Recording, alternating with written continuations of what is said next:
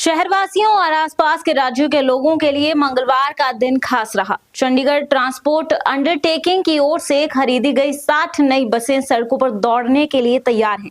इन बसों के संचालन से हिमाचल प्रदेश, उत्तराखंड और अन्य पड़ोसी राज्यों के लिए बेहतर कनेक्टिविटी का रास्ता खुलेगा। कई नए रूट शुरू होंगे जिससे लोगों को सीधा लाभ मिलेगा। पंजाब के राज्यपाल और चंडीगढ़ के प्रशासक गुलाब चंद कटारिया ने ISBT 17 पर आयोजित होने वाले कार्यक्रम में मंगलवार को 31 रूटों पर दौड़ेंगी, जिनमें से कई नए और कुछ पुराने रूटों पर बसों की संख्या बढ़ाई गई है।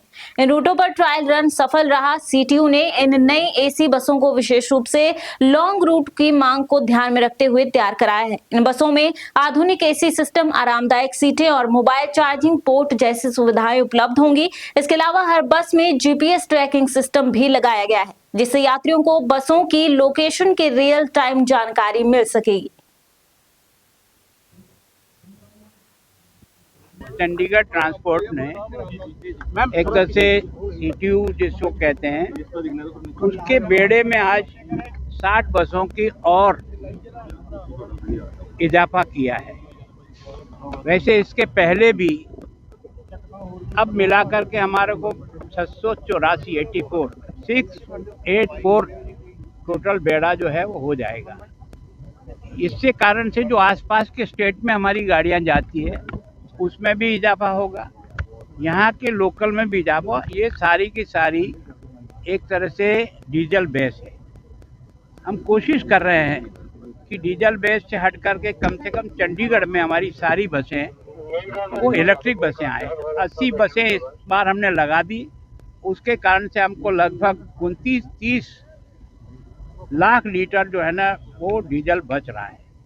प्रधानमंत्री जी की योजना के तहत भी हमको 100 इलेक्ट्रिक की गाड़ियाँ और मिल रही है, और हमने लक्ष्य रखा है कि 26-27 में हम कम से कम UT में 100% इलेक्ट्रिक की गाड़ियाँ लगाकर डीजल की गाड़ियाँ हटा देंगे, जिसके कारण से जो कार्बन निकलता है उससे इस शहर को और बचाया जाए और सुंदर हो सके। तो मैं सोचता हूँ कि इतनी बड़ी एक साथ गाड़ियों की बढ़ोतरी करना, और आज का शुभ दिन ऐसा है कि उधर महाकुंभ प्रारंभ हुआ है। हमारे यहाँ सूर्य भगवान का भी यह विशेष पर्व मानते हैं। हम इसको लोहड़ी के रूप में भी कहते हैं और इसको हम मकर संक्रांति के रूप में कहते हैं। तो आज सूरज जो है वो मकर से घूम करके भूमध्य रेखा की ओर आ रहा है, और फिर धीरे धीरे हमारी तरफ गर्मी बढ़ेगी।